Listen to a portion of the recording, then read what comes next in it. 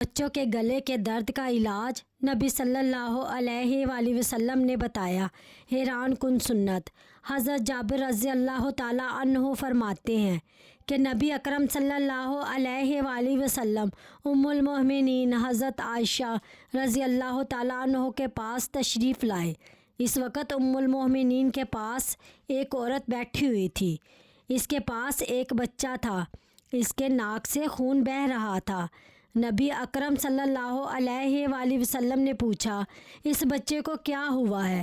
لوگوں نے بتایا کہ اس بچے کے حلق میں درد ہے۔ آپ صلی اللہ علیہ وآلہ وسلم نے فرمایا، تم ہلاک ہو جاؤ، تم اپنے بچوں کو قتل مت کرو۔ کسی بھی عورت کے بچے کے حلق میں درد ہو، اس کو چاہیے کہ قسط ہندی لے کر پانی میں بھگو لے، اس کے ڈراپ ناک میں ڈال لے۔ پھر آپ صلی اللہ علیہ وآلہ وسلم نے ام المؤمنین حضرت عائشہ رضی اللہ تعالیٰ عنہما کو یہ سب کرنے کا حکم دیا۔ ام المؤمنین نے ایسا کیا تو وہ بچہ تندرست ہو گیا۔